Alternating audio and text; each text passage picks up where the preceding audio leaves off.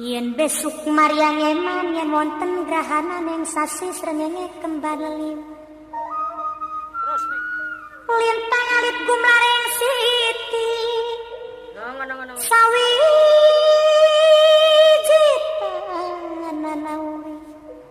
Sawiji tanana urip mung isun karo sampean mati amung kang swarga.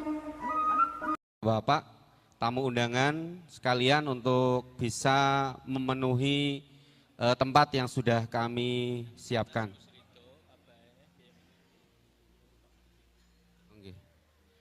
Monggo dipun aturi ingkang teng panggung nggih panika Kiai Haji Maduddin Usman Al-Bantani, Abah Sahal Abdullah Al-Hafid, Kiai Haji Ahmad Ridho, Kiai Haji Ahmad Muhdir,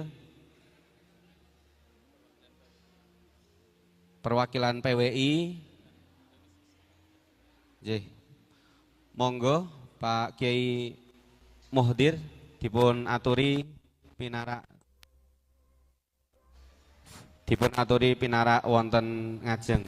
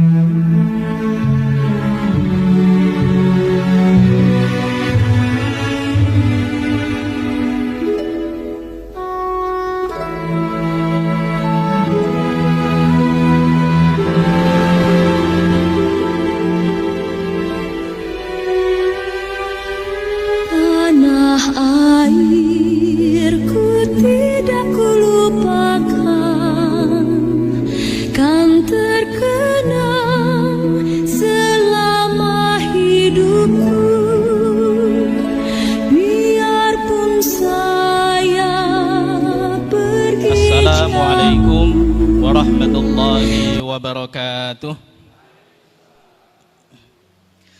Alhamdulillahi rabbil alamin wa huwa hasbuna wa ni'mal wakil wa la hawla wa la quwwata illa billahil aliyyil azim.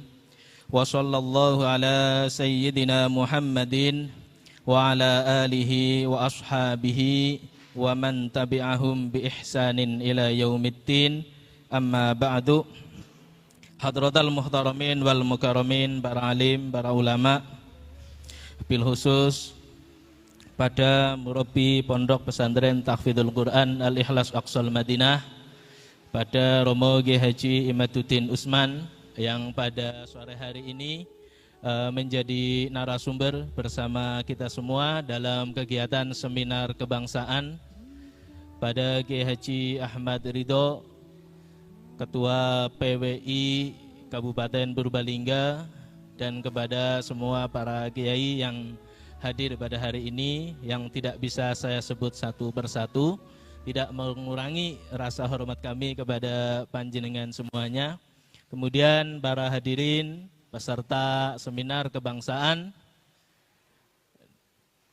yang pada sore hari ini adalah dengan tema kemerdekaan adalah hak segala bangsa, bersama Kiai Haji Imaduddin Usman Al-Bantani, pengasuh Pondok Pesantren Nahdlatul Ulum Tangerang.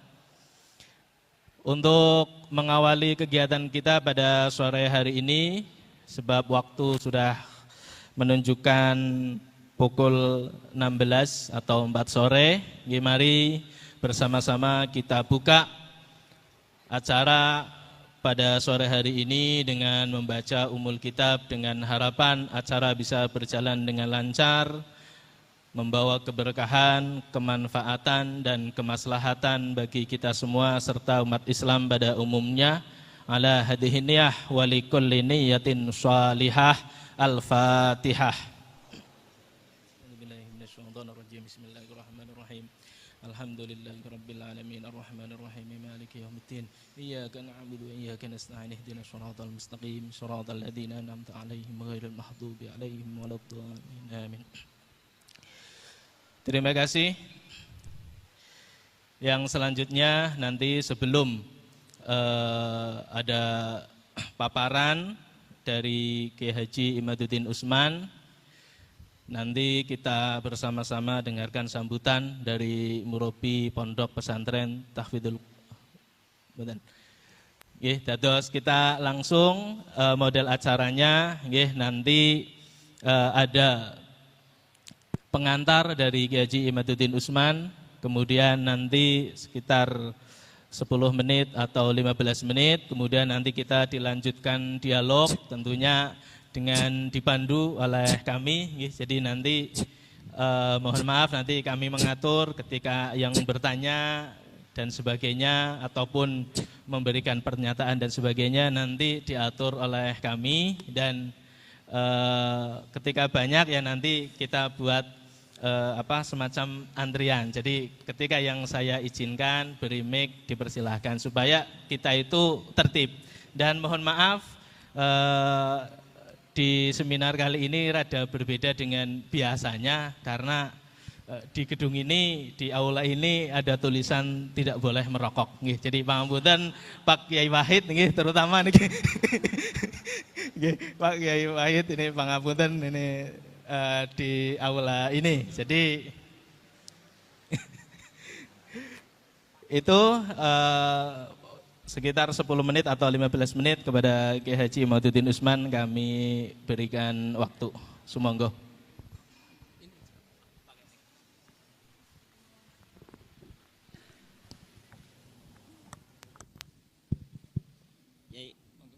Kang Tus. Assalamualaikum warahmatullahi wabarakatuh. Alhamdulillah salatan wassalaman ala rasulillah amma ba'du. Fa ya ashabal fadail, Bapak Kiai Haji Sahal, Kang Tubagus Moki, Kiai Ridha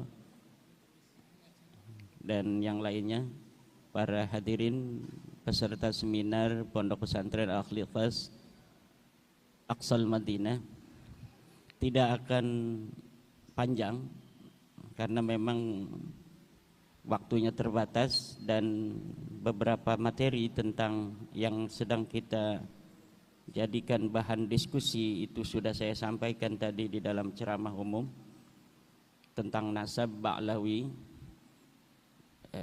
Secara garis besar bahwa para habaib yang mengaku keturunan baginda Nabi Muhammad SAW itu bukanlah keturunan baginda Nabi besar Muhammad sallallahu alaihi wasallam. Baik dilihat dari sisi ilmu nasab, ilmu sejarah, tes DNA dan akhlak, jauh panggang daripada api mereka ini sebagai keturunan Nabi besar Muhammad SAW. Dan kesimpulan itu diperkuat oleh bukan hanya dari berdasarkan tesis saya, tetapi berdasarkan juga dari kesimpulan ilmiah scientific modern berupa tes DNA yang dilakukan oleh anggota Badan Riset dan Inovasi Nasional Bapak Dr. Sugeng Sugiharto dan Bapak Dr. Ari Kaim.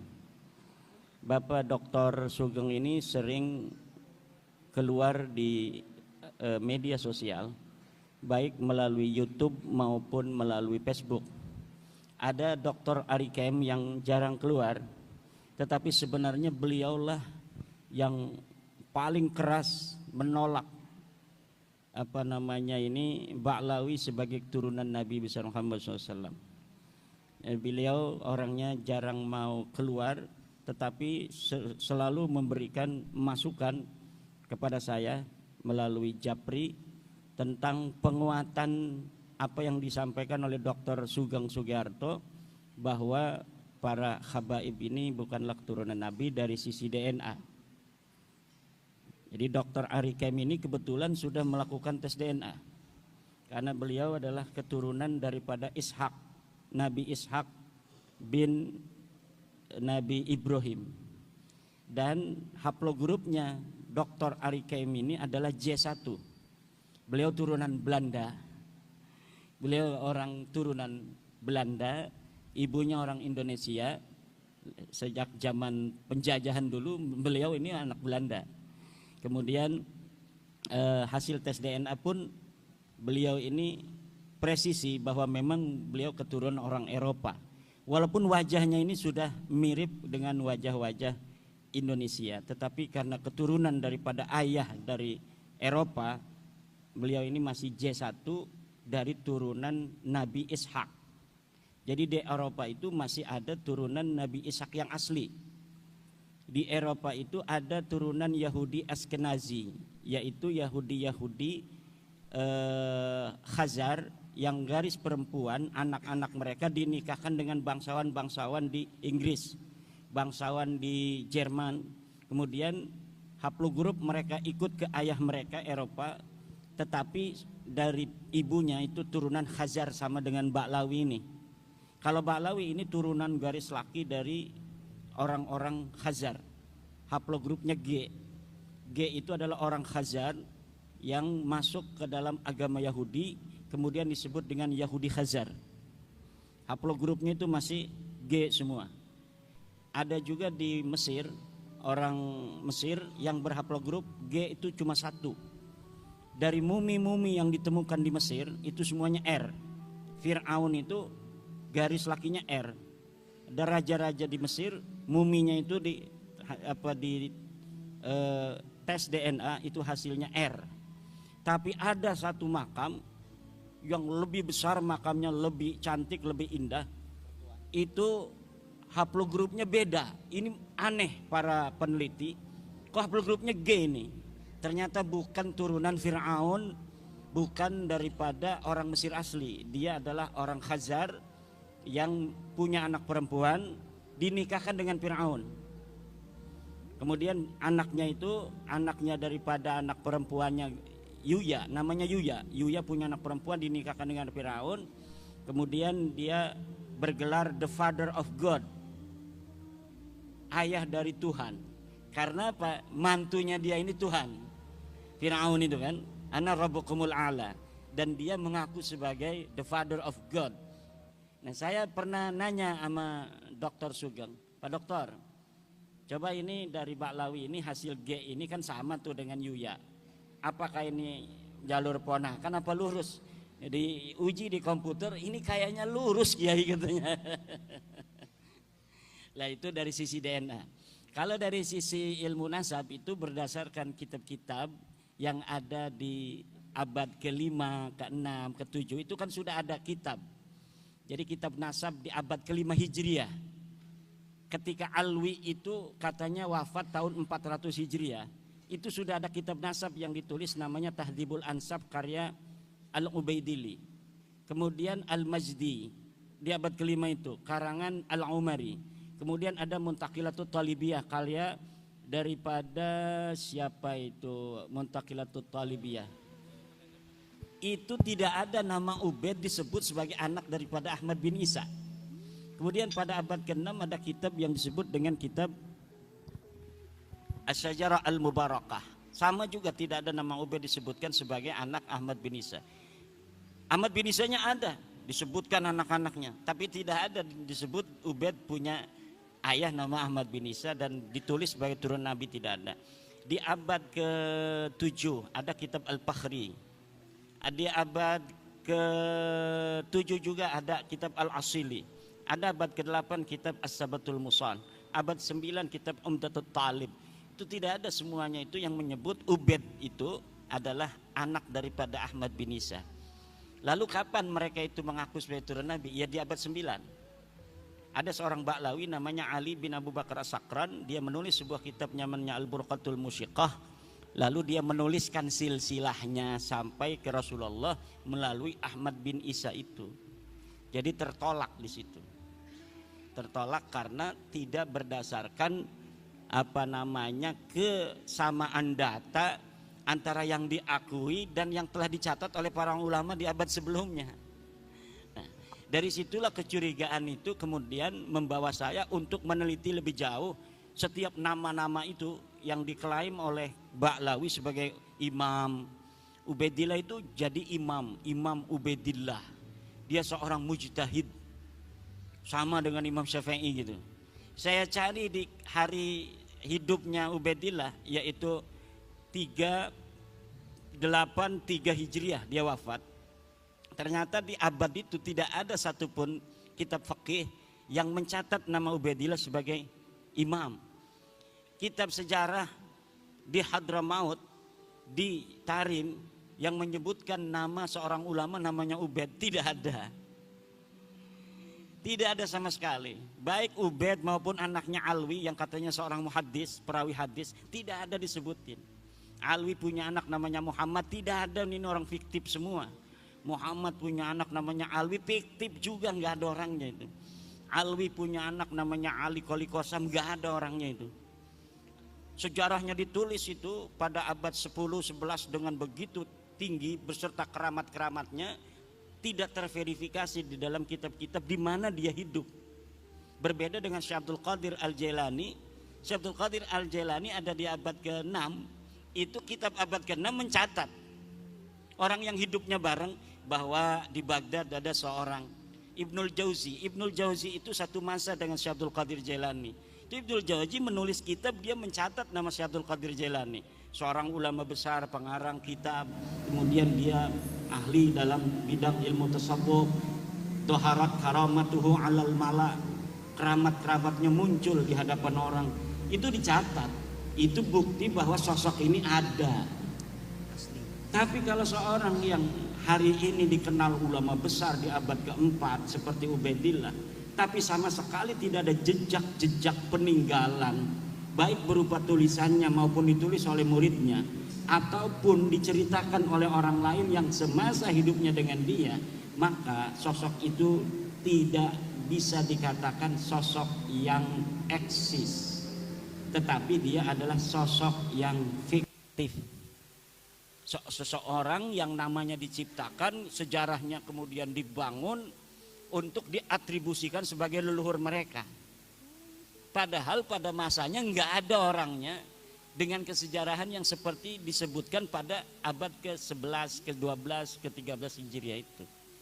Kebanyakan kitab-kitab Ba'alawi yang menerangkan tentang leluhur mereka itu dikarang sejak abad 9, tapi belum rapi sejarahnya oleh Ali As-Sakron di abad 9, 895 Hijriah.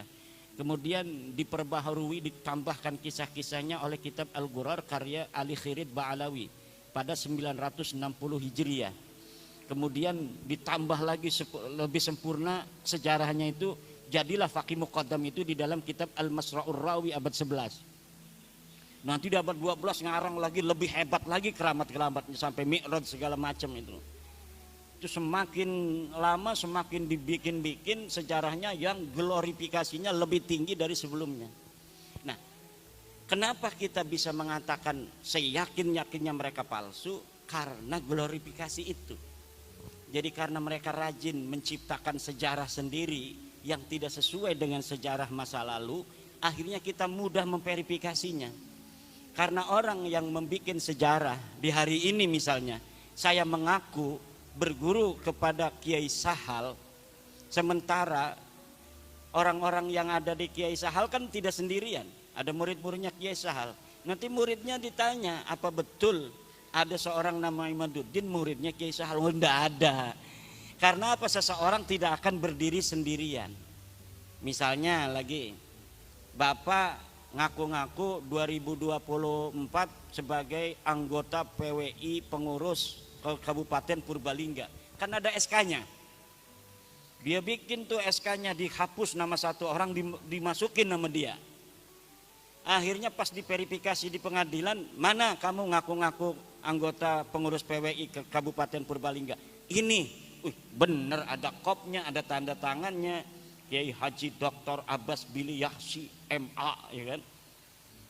Pas coba yang lain diambil juga 3. Sama, tanda tangannya sama, kopnya sama, tanggalnya sama, tapi ini mah namanya Jainuddin, pas ini mah Baklawi namanya. Karena yang merubah si Baklawi sendiri. Coba yang lain lagi, yang SK-nya yang sama, ternyata memang ini beda sendirian. Ditetapkanlah yang beda sendirian ini nama Baklawi ini palsu. Karena apa? Sejarah tidak pernah lahir sendirian. dia akan terkait dengan orang-orang lain. Dan cara itulah yang saya dapatkan untuk mengetahui kebohongan-kebohongan sejarah Ba'lawi dengan memuqabalah antara satu kitab dengan kitab yang lainnya, satu manuskrip dengan manuskrip lainnya, kesejarahan yang mereka ciptakan, kemudian dapat terverifikasi kedustaannya karena ada kesaksian kitab-kitab yang lain yang tidak menyebutkan nama yang disebutkan oleh Ba'lawi ini. Contoh, sebentar lagi, Muhammad Shahib Mirbat.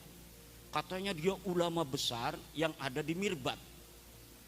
Dia guru dari Imam Al-Qal'i.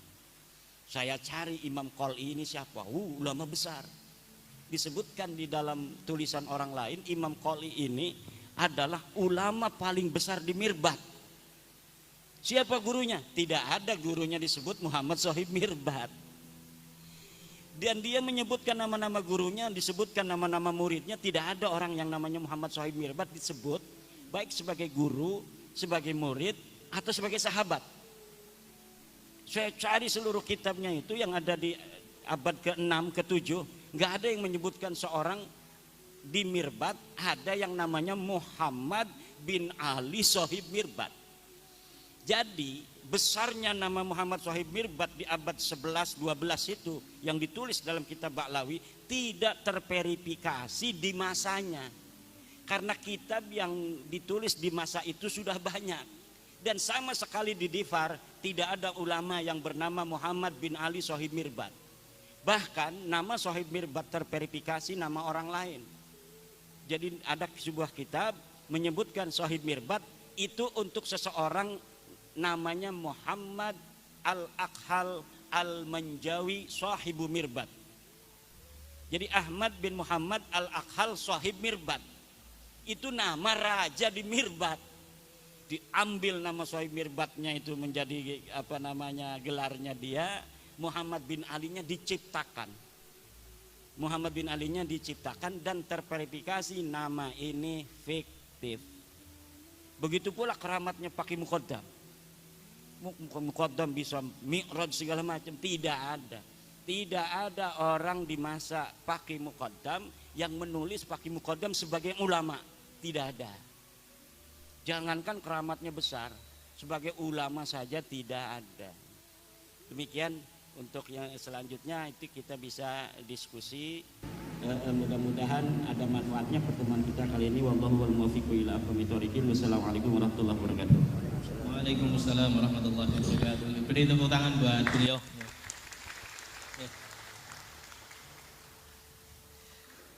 Terima kasih. Yang selanjutnya, langsung saja kita langsung pada sesi diskusi, ya, sesi diskusi dan sesi tanya jawab.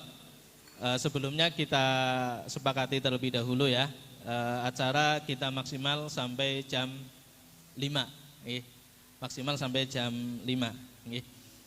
Monggo untuk pertama Sohibul Wilayah Pak Wahid, monggo.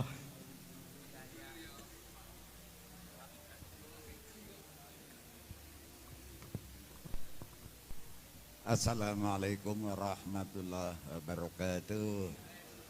Hadratal muhtaromin wal mukarromin ingkang kawula mulyakaken,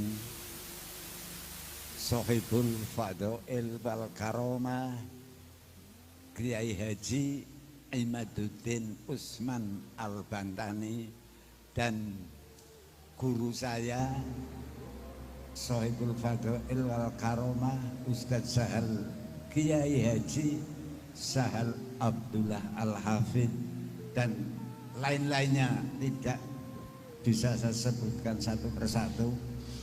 Yang pertama Romo Kiai Haji Imaduddin. Saya memperkenalkan dulu, nama saya Wahid Wahyudi.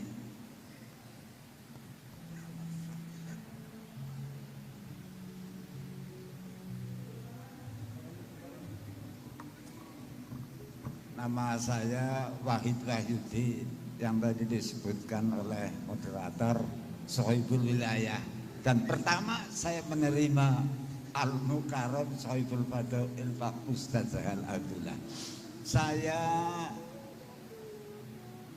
mengucapkan banyak-banyak terima kasih atas pencerahannya yang ditunggu-tunggu oleh warga NU, karena saya lahir juga sudah NU. Di perut ibunya saya juga NU. Tapi alhamdulillah saya tunggu-tunggu. Guru-guru saya juga merasa ketakutan. Kalau ada Habib bagaimanapun tetap dihormati karena mengaku Dzurriyyatur Rasul. Lah, kok dari dulu kok nggak ada Pak Imaduddin, Pak Kiai, kok dari dulu tidak ada. Tapi mboten napa-napa, terlambat, lebih baik terlambat daripada kecepatan masuk rumah sakit. Itu filosofinya naik kendaraan. Saya teringat barangkali salah, apa betul, saya sih dari dulu kurang senang sama Habib. Guru saya itu mengajarkan begini, mbok nanti salah ya tolong nanti direvisi. Jadi yang punya unek-unek sama ya nggak usah bertanya, mau kok pengen, ya? Itu kata guru saya, hit laisal ansub binasad walakinnal ansub bil ilmi wal amal. Sehingga itu saya senang sekali, karena dengan ilmu kita tahu, apalagi tadi diberikan pencerahan oleh Al-Mukarram sangat luar biasa. Kok yang bangkit, kok yang di pinggir kali Lawing dulu, bukan di pusat, padahal kita menunggu sudah babak belur. Pak Kiai sudah babak belur, Kiai seluruh Indonesia.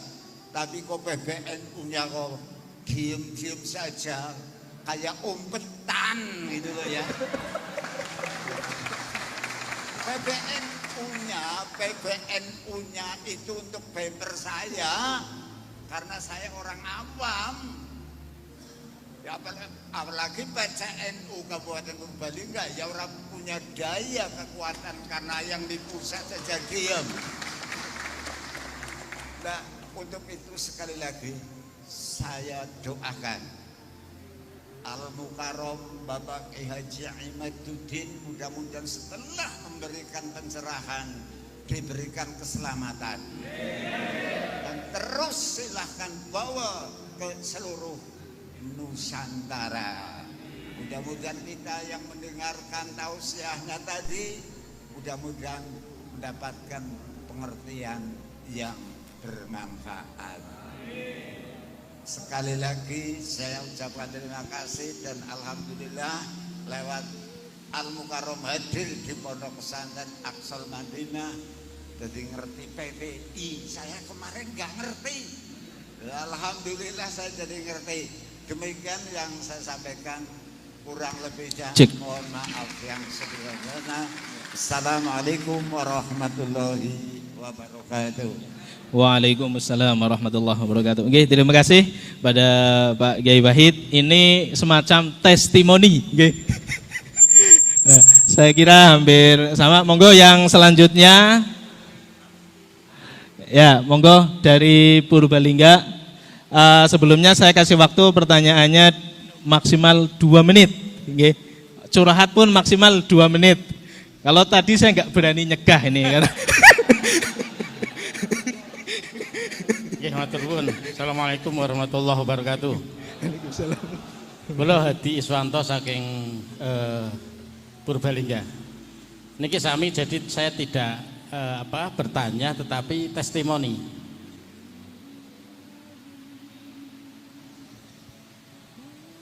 Testimoni apa yang saya alami sendiri. Jadi tahun 2021 saya itu mau ke Jombang Tebuireng, nengok anak saya karena nyantri di sana. Sampai di Semarang saya dicegah sama teman saya di Semarang, namanya Agung, tapi saya biasa manggil Tisen, itu teman kuliah saya. Terus ternyata si Agung tadi yang dulu teman kuliah saya sekarang jadi juru kunci makam. namanya Raden Tumenggung siapa terkenal makam Mbah Dipok di Semarang di Kampung Petempen. Monggo saged dipun pirsani teng Facebook teng apa YouTube wonten. Terus saya karena tahun 2021 belum rame, saya ziarah di makam itu. Habis itu saya ke Jombang, 3 bulan setelah itu teman saya tiba-tiba jatuh sakit dan akhirnya 2 minggu kemudian meninggal teman saya itu.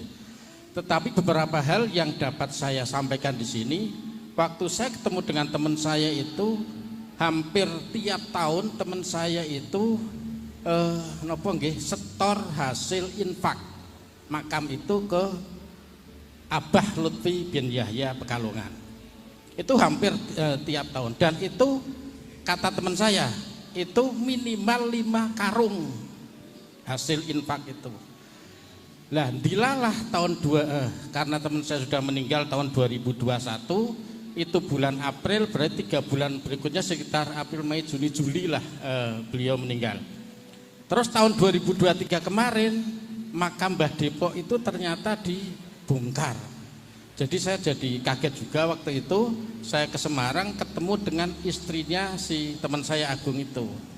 Ternyata karena Agung itu punya syahadah asli dari Habib Lutfi dan makamnya itu ternyata kosong nyun sewu. Jadi itu testimoni pertama. Jadi itu menjadi keyakinan saya dalam mensikapi satu, yang kedua mengambil keputusan saya sama keluarga saya bahwa hakul yakin bahwa Habib itu bukan dzurriyyatur Rasul. Itu pertama. Yang kedua pada bulan Juli kemarin, Nyun Sewu Kang Sair ini sedikit lagi. Pada bulan Juli kemarin, 1 bulan yang lalu, saya diamanati dari orang tua saya disuruh menjual mobil Panther tahun 97. Lah, ada teman Muhyiddin Purbalingga berdomisili di mana? Di Bojongsari, nelpon saya. Kang, Nyun Sewu, saya mau lihat mobilnya. Akhirnya mobil itu saya parkir di garasi. Terus saya lihatkan. Si orangnya itu bilang, ini yang mau beli bukan saya Kang, tapi Habib Salim dari Selawi. Nah, akhirnya karena Habib saya tetap hormat karena saya pernah punya guru Habib Lutfi itu guru saya. Saya tahun 87 sampai tahun 90 waktu saya aliyah, saya mondok di pondok pesantren Ribatul Muta'alimin di Pekalongan di Nahrawi. Jadi saya tiap seminggu sekali itu biarin. Terus saya tiap hari Minggu itu saya selalu ikut rutinan tempatnya Habib Lutfi. Simtud Duror sama Rotib Al-Haddad. Jadi 2 hal itu yang saya ikuti selama 3 tahun saya ikut Habib Lutfi. Melanjut yang tadi, yang bulan Juli tadi, akhirnya Habib Salim dari Selawi itu mau beli mobil saya. Itu pas hari Jumat. Saksinya ada istri saya, ada Muhyiddin yang dari Bojongsari namanya Cak Husen. Terus waktu sholat Jumat, saya bilang, Beb ini Jumat, tolong Jumatan dulu bareng-bareng gitu. Ternyata Habib Salim itu bilang musafir gitu. Dari Selawi ke sini saya bilang, itu terserah ente Beb, monggo musafir atau tidak, yang penting saya sudah mengingatkan. Habis Jumatan saya ngasih makan, saya kasih makan, saya belikan makan. Itu ngobrol sampai lebih dari jam 4, artinya sudah waktu asar sudah selesai. Artinya di situ ada Habib, ada Cak Husen yang memang tidak sholat Jumat, tidak duhur sampai asar. 2 hal itu yang menjadikan keyakinan saya bahwa ternyata memang enggak mungkin kalau dzurriyyah Kanjeng Nabi itu syariat tidak melakukan. Jadi pasti itu bukan dzurriyyatur Rasul. Jadi begitu. Matur nuwun. Assalamualaikum warahmatullahi wabarakatuh. Nggih, monggo yang selanjutnya ini testimoni berarti nggih dari Purbalingga. Mau selanjutnya Pak Heri, ini ada 2 Pak Heri ini. Pak Heri yang mana?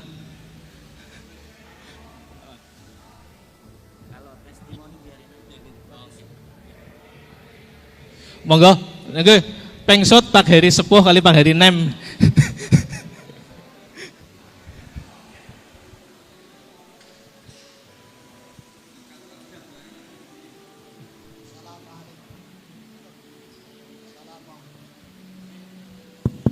Assalamualaikum warahmatullahi wabarakatuh.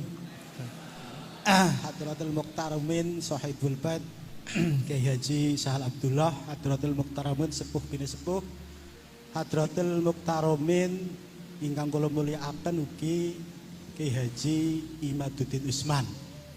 Saya yang pertama ada dua sesi ini ya. Yang pertama memberikan apresiasi dan penghargaan terhadap Kiai Haji Imaduddin Usman, karena saya sebetulnya sudah lama mempelajari secara secara ketertarikan tesis. Pada tahun 2018 saya itu kaget ini, pada saat itu ada sebuah kiai dari Banten yang nulis tesis tentang pembatalan nasab Ba'alawi. Terus saya tanya, saya buka literasi dan saya cari kurikulum vitae. Ini kiai kok berani, jadi saya mengasih rivet kepada Kiai Haji Kiai Imad. Yang jelas pada saat itu saya membuka tesis dan sedikit membuka tentang prokes-prokes perdebatan antara Kiai Imad dengan Gus Rumel. Pada saat itu mendebatkan kitab-kitab di abad ke-4, ke-5, ke-6, ke-7, ke-8. Dan terakhir membahas kitab yang dikarang oleh Ali Sakron yang mencantolkan nasab Ubaid bin Ahmad yang termasuk Ba'alawi. Jadi yang pertama saya mengasih apresiasi keberanian Kiai Imad tentang tesisnya. Dan yang kedua, permasalahannya adalah karena yang menghormati dan yang mentakdimi itu Habib Ba'alawi itu orang NU sendiri. Permasalahannya adalah bagaimana bisa bersinergi antara tesis yang dibikin oleh Kiai Imad dengan kepengurusan PBNU. Saya mendengar dan menyaksikan pidato Rois Am PBNU Kiai Haji Miftahul Akhyar yang sangat kontradiktif dengan Kiai Imad gitu loh. Di situ apakah warga NU ini menjadi ada keterpikiran. Kalau saya ya secara ilmiah, secara tesis ya ilmiah kita bisa dimusyawarahkan antara Ba'alawi dengan tesisnya Kiai Imad. Kalau di situ RA berani untuk memusyawarahkan bertemu dengan Kiai Imad biar PBNU untuk memfasilitasi. Ya. Jadi nanti ada titik temu. Ya, jadi terima kasih, sudah saya catat intinya pertanyaan. Ya, matur nuwun, kula akhiri billahi taufiq wal hidayah. Assalamualaikum warahmatullahi wabarakatuh. Waalaikumsalam warahmatullahi wabarakatuh. Monggo sekali lagi. Monggo yang depan nanti Pak Heri. Yang depan dulu. Assalamualaikum warahmatullahi wabarakatuh. Yang saya hormati Kiai Imad, yang saya hormati Sohibul Mahad Kiai Sahal. Sebenarnya kita semua mempunyai perasaan yang sama. Bahkan hampir seluruh Indonesia kita mempunyai perasaan yang sama, yaitu mempunyai tanda tanya terhadap para habaib, para habib.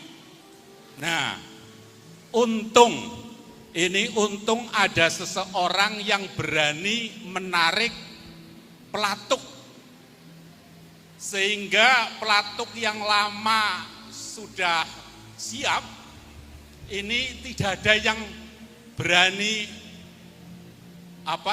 memicu. Alhamdulillah Kiai Imad lah orang yang berani mengambil senapan kemudian menarik picu itu, menarik pelatuk itu sehingga meledak. Lah dari ledakan inilah bermacam-macam kontroversi itu terjadi, sehingga nyuwun sewu kepada Kiai Imad, walaupun secara formal, secara organisasi NU masih menafikan panjenengan, masih tidak mempercayai tesis panjenengan, tapi insya Allah banyak warga negara Indonesia yang sepakat, yang mendukung gerakan panjenengan.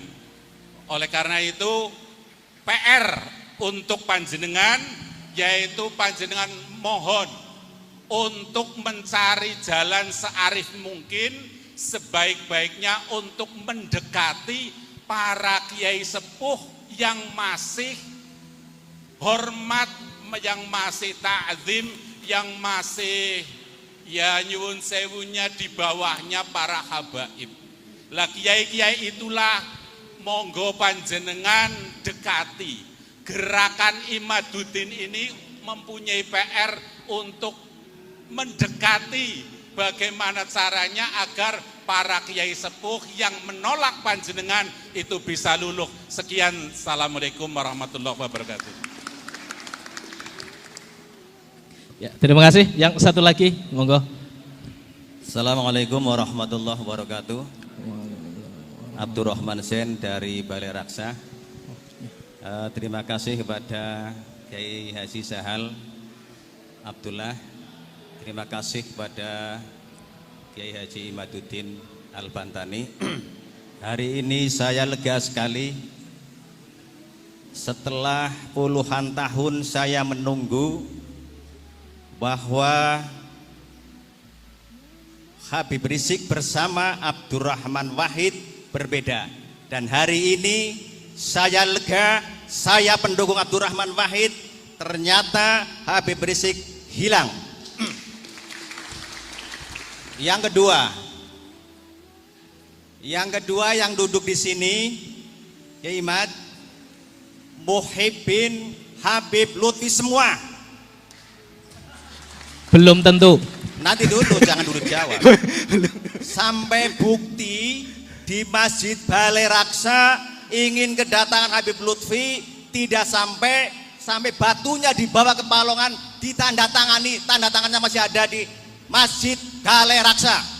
Itu pertanda bahwa di sini masih Muhibbin Habib Lutfi bin Yahya. Kalau hari ini saya nggak tahu. Kemarin. Yang ketiga, saya urut biar cepat 2 menit kan? Yeah. Ya. Yang ketiga, saya sepakat dengan pertanyaan bagaimana dengan kalau saya tidak mengatakan PBNU, saya akan mengatakan dengan Kiai Miftahul Ahyar. 1. Yang kedua dengan pondok pesantren yang ada di Sidogiri. Yang ketiga dengan pondok pesantren yang ada di Jawa Timur, Kediri. Dan bagaimana menyikapi seorang kiai dan anak buahnya yang umatnya ribuan juga masih tetap tidak ke Kiai Imad, juga tidak ke Kiai Habib. Bahkan Habib itu bernaung di situ, yaitu dan saya salah satunya adalah Muhibbin Mbah Maimun Zubair. Tapi saya sudah menentukan sikap, saya mendukung Kiai Imad. Mbah Maimun Zubair beserta kiai-kiai di bawahnya belum ada yang memberikan sikap tegas. Itu yang di tengah-tengah. Kemudian ada di Kediri, ada yang di Peloso itu, kemudian di Sidogiri. Yeah. Bagaimana sikap kita ditambah dengan Kiai Miftahul Ahyar. Langkah-langkah itu. Kemudian saya sampaikan jazakumullah khairul jaza. Semoga Kiai Haji Sahal Abdullah panjang umur, manfaat sebagai panutan kita. Yang kedua, Kiai Haji Imaduddin Al-Bantani terus saya dukung perjuangannya sampai kapanpun untuk menegakkan kebenaran. Dan terakhir, kemarin masih diharamkan tentang tes DNA. Hari ini saya terjawab walaupun baru sedikit oleh pembahasan Kiai Sahal Abdullah tadi pada waktu tentang menerangkan salah satu sirnya Allah adalah tes DNA. Saya menyimpulkan seperti itu. Maka saya bangga hari ini ada sedikit terjawab tentang yang mengharamkan tes DNA. Wallahu muwaffiq ila aqwamit thoriq. Assalamualaikum warahmatullahi wabarakatuh. Waalaikumsalam warahmatullahi wabarakatuh. Terima kasih. Ini sesi pertama ya. Saya tangkap dari beberapa yang telah disampaikan oleh para kiai, para bapak semua tadi. Itu ada yang curhat, ada yang testimoni, dan ada yang bertanya. Nah, saya catat yang bertanya saja. Yang pertama ini kepada Kiai Imaduddin, bagaimana supaya bisa bersinergi antara tesis Kiai Imad dengan PBNU. Ini yang pertama. Kemudian yang kedua, ini kayak semacam minta tolong ya, atau perintah ya Pak Heri ini. Perintah nanti harus nyangoni ya Pak Heri. Ini monggo dekati Kiai Sepuh yang masih di bawah habaib ya, atau belum punya kekuatan. Kemudian yang ketiga ini, bagaimana menyikapi kiai besar atau kiai yang umatnya banyak atau pesantrennya besar tetapi belum berkomentar secara keilmuan, dalam arti masih di bawahnya para habaib. Nah, ini sesi pertama.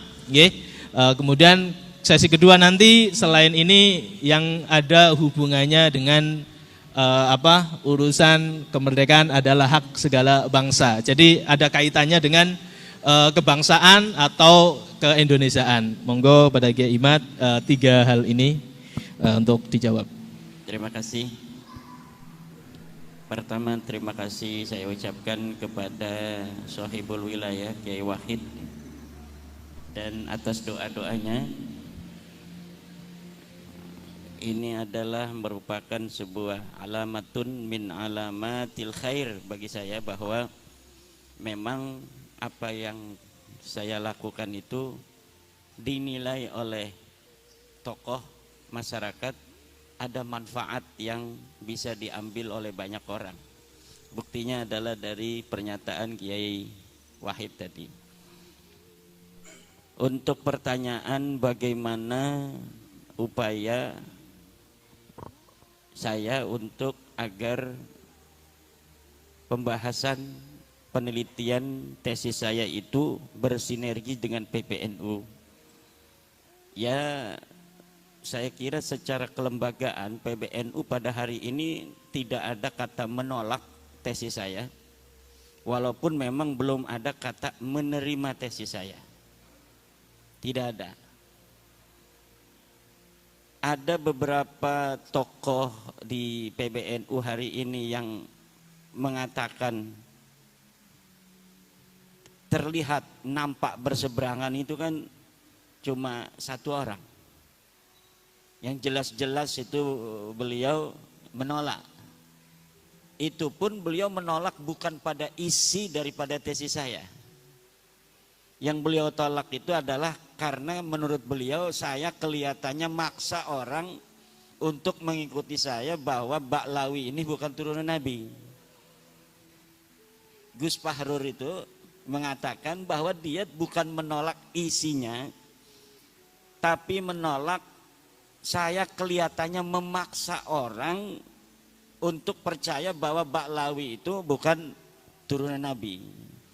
Yang dia inginkan katanya, kalau sudah buat tesis membatalkan, ya udah, orang mau percaya mau tidak itu biasa perbedaan pendapat. Nah, itu di situ. Padahal memang saya ketika mengatakan bahwa Baklawi ini bukan keturunan Nabi, tidak ada memaksa orang. Misalnya Kiai Wahid, kalau nggak percaya awas, nggak ada itu. Adapun ketika terjadi sebuah dinamika dalam forum diskusi, yaitu adalah penguatan dan pendalaman dari materi yang sedang dibahas. Misal ketika terjadi, saya mengatakan hakul yakin bahwa para Baklawi Habib ini bukan turun Nabi. Itu adalah dinamika dalam sebuah forum, baik dalam sebuah debat, diskusi maupun dalam ceramah. Untuk apa? Agar orang-orang mengetahui kadar keyakinan kita terhadap apa yang kita teliti. Karena orang terutama orang awam-awam itu tidak bisa meneliti seperti para kiai. Kiai kan bisa baca kitab. Ketika saya menyebutkan kitab, dia bisa verifikasi kitabnya. Benar enggak apa yang saya sampaikan? Saya sebutkan ini ke dalam kitab anu, dia bisa pelajari. Oh benar. Dalam kitab anu, oh benar. Oh dalam kitab anu, oh benar. Tapi untuk masyarakat awam yang lain cukup dengan kata-kata bahwa saya bertanggung jawab dunia dan akhirat, bahwa Ba'lawi ini bukan cucu Nabi. Jadi ada perbedaan di dalam tekanan dalam bagaimana kita memberikan sebuah keyakinan kepada audien bahwa apa yang kita teliti ini berdasarkan daripada keyakinan secara ilmiah yang saya yakini gitu. Jadi itu di PBNU itu. Bahkan saya itu kan di PBNU masih teman-teman di LBM itu banyak yang mendukung, bahkan ada yang mengatakan hampir 98% mereka semua mendukung dari bahwa memang harus ada verifikasi bagi setiap saja orang yang mengaku keturunan Nabi, dan bahwa tes DNA itu presisi di dalam menentukan dia keturunan garis laki seseorang di masa lalu atau bukan. Nah, adapun pernyataan orang tua kita Rais Am Kiai Miftahul Akhyar itu beliau menegaskan bahwa itu bukan pernyataan seorang Rais Am. Beliau sendiri yang mengatakan itu katanya pernyataan saya sebagai Miftahul Akhyar. Coba masih ada pidatonya itu dalam rekaman pengajian beliau setiap hari Jumat pengajian hikam, bahwa pernyataan itu bukan pernyataan beliau sebagai seorang Rais Am, tapi beliau itu pernyataan sebagai seorang ilmuwan Miftahul Akhyar. Itu menurut kata-kata beliau sendiri ya.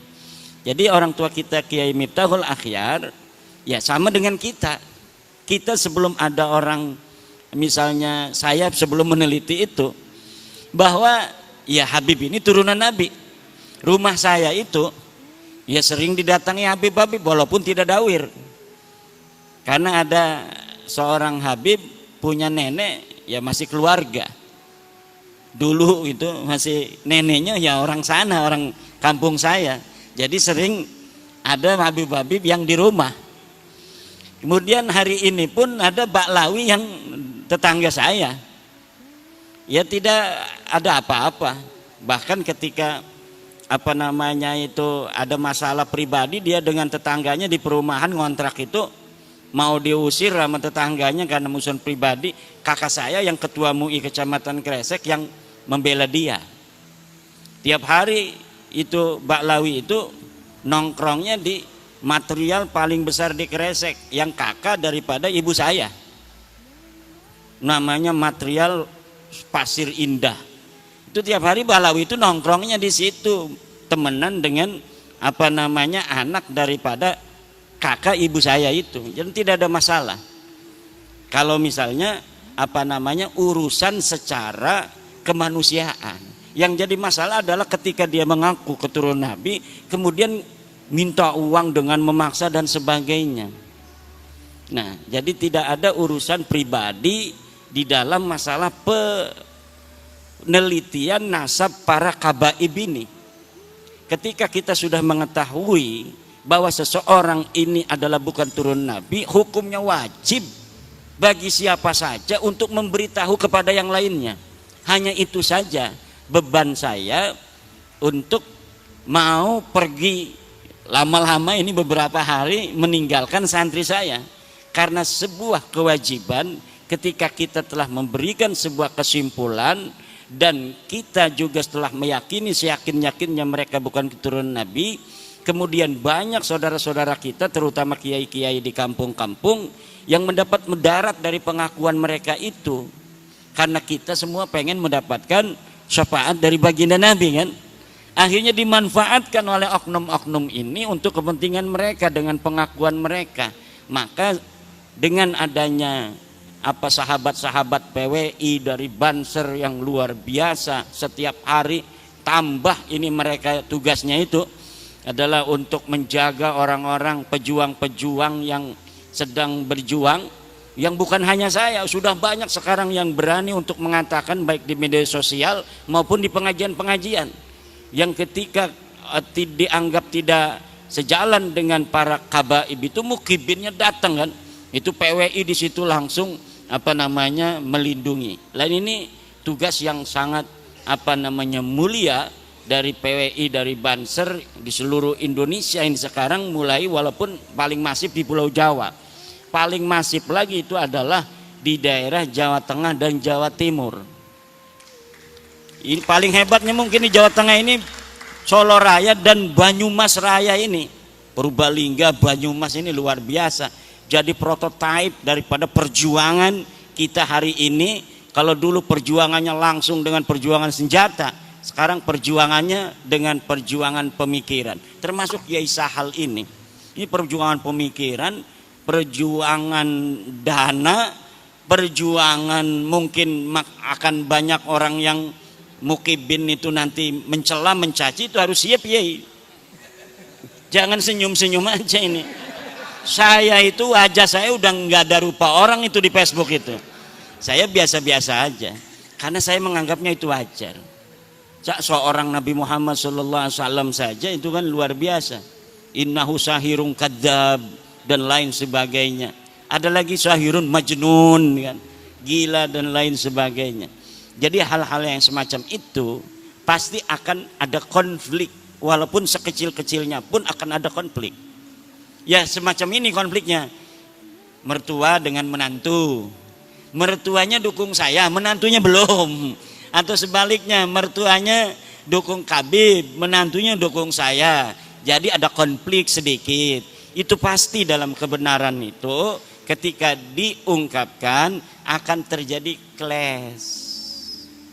Nabi Muhammad siapa dulu itu yang saling tidak akur? Keluarganya Nabi. Abu Thalib, Abbas, Hamzah, ya kan?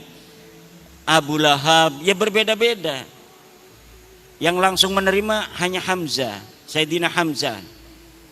Abbas belum. Sampai perang Badar Sayyidina Abbas itu masih perangnya bersama Abu Sufyan, bersama Abu Lahab, Abu Jahal. Kemudian Sayyidina Abu Thalib sampai meninggal tidak terdengar beliau mengucapkan la ilaha illallah, walaupun selalu mendukung. Jadi ada yang mendukung terus tapi nggak mau masuk PWI. Tapi mendukung, bahkan ngasih uang kalau ada acara PWI. Tapi belum pernah ngomong saya adalah percaya, saya yakinnya Ba'lawi itu bukan cucu Nabi, belum pernah ngomong begitu. Tapi kalau ada acara PWI, nih buat ini, ngasih aja sama ketua PWI Ki Ali Ridho tuh, ini 300.000, 400. Nah ini Abu Thalib itu. Abu Thalib itu tuh. Nah saya yakin orang tua kita di PBNU itu para aulia-aulia lah. Jadi apa? Para pemimpin NU itu kalau sudah diangkat di PBNU itu memiliki kelebihan. Dan apa yang telah dilakukan oleh orang-orang tua kita itu mungkin itu yang terbaik pada saat ini. Itu yang terbaik untuk kita semua. Coba misalnya kalau baru misalnya 2 tahun yang lalu tesis saya ini PBNU dulu yang nerima, dikaji oleh PBNU, diputuskan betul Habib ini bukan turun Nabi. Sedang di bawah orang belum paham. Apa yang akan terjadi? Bisa di demo betul-betul besar-besaran PBNU. Kemarin aja ada yang demo itu. Kalau kemarin urusannya urusan ecek-ecek gitu. Urusan sedulur itu, biasa NU itu sedulur itu nanti beres lagi itu orang-orang sedulur semua. Urusan-urusan sedulur PBNU dengan warga NU, NU dengan NU tidak akan mengeluarkan mereka dari NU bagaimanapun konfliknya. Itu kehebatan orang NU. Konfliknya nggak bakal bikin PBNU tandingan kecuali Idrus Romli. Nggak ada. Sekarang pun Idrus Romli udah nggak berani ngomong apa NU garis lurus, nggak berani dia. Saya omongin terus NUGL. Wah, enggak, kami enggak NUGL katanya. Mana katanya apa kitab sejamannya tentang NUGL? Emang enggak, tapi kan mereka bikin grup Facebook dulu. Grup Facebook NUGL, bikin sebuah web NUGL. Tapi hari ini mereka enggak mau. Pak Lutfi Basori enggak mau disebut NUGL sekarang. Itu hebatnya NU. NU ini adalah jam'iyatun mubarakatun. Jam'iyatun mubarakatun. Organisasi yang penuh keberkahan. Insya Allah pada saatnya semua warga NU akan sepaham dengan kita semua bahwa Habib ini bukan keturunan baginda Nabi besar Muhammad sallallahu alaihi wasallam. Apalagi tuh pertanyaannya?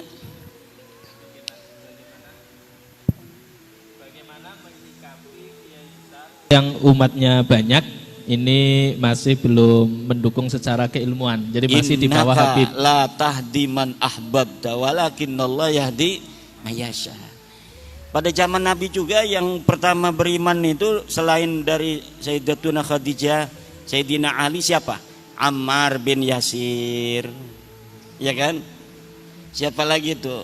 Sumayyah, kan? Orang-orang ya kelas-kelas kita semua, Bilal bin Rabah. Tapi nanti lama-lama semuanya. Kalau dari atas dulu kurang cantik, tapi kalau dari bawah luar biasa itu. Ya. Nah, saya setuju tentang tadi antara Sayyiduna wa Maulana Abdurrahman Wahid dan Rizik Syihab. Kalau kita ingin tahu bagaimana dia menantang mubahalah kepada Gus Dur dulu.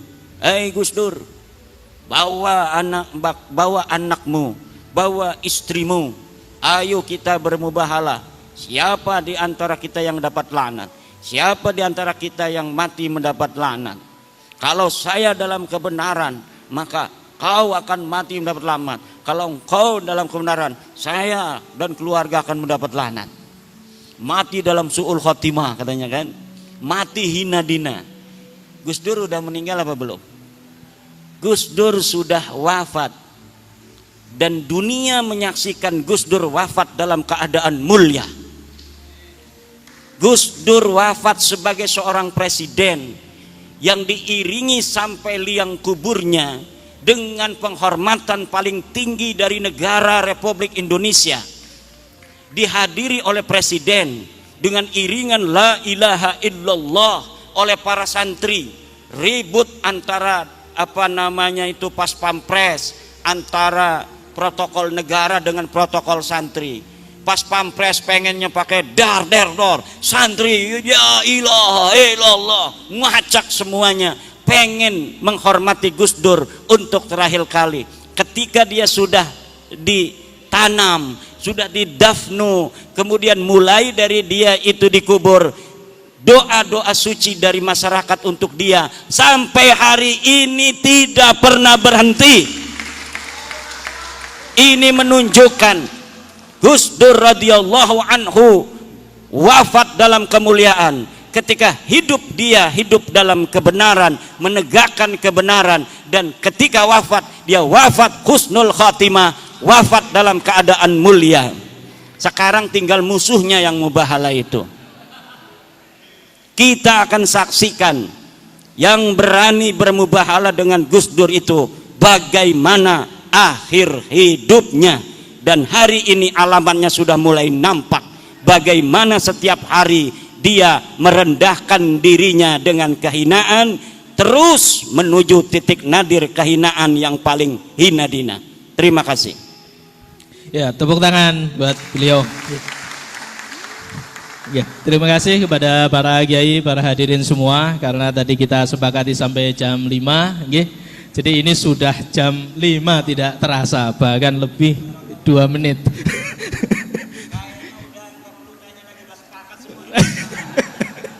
Oke, jadi kita sepakati selesai, nggih. Jadi tidak ada sesi yang kedua, nggih.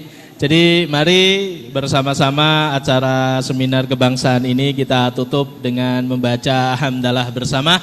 Alhamdulillahirabbil alamin. Dan kemudian yang selanjutnya monggo yang belum dahar silahkan dipersilahkan untuk dahar. Kemudian ini saya izin sama PWI, ini boleh salam-salaman apa tidak ini Pak Kiai Ridho? Kayaknya waktunya, karena saya ada acara lagi di ini. Kalau saya yang lain salaman boleh. Saya harus ada di Banyumas. Ah, nggih, nggih. Nggih, sallallahu ala Nabi Muhammad.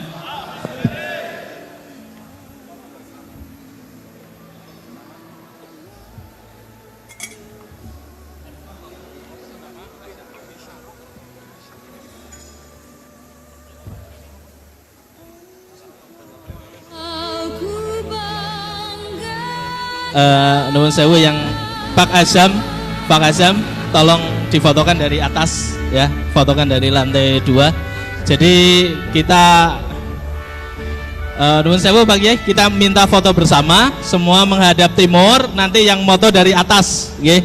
Semua menghadap timur, nanti yang moto dari lantai 2. Nggih, terima kasih. Tolong semua menghadap timur nggih. Semua menghadap timur supaya semuanya bisa berfoto. Nggih. Lampu tolong dinyalain. Semua menghadap timur, nanti semua kena foto sebab kamera itu dari lantai 2.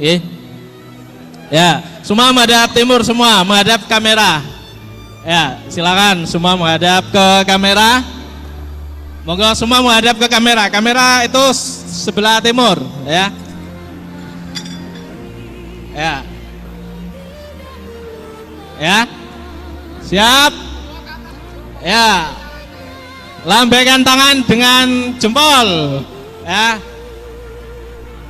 1, 2, 3. Ya. Sekali lagi itu kameranya Pak Ardi itu penting. Ya.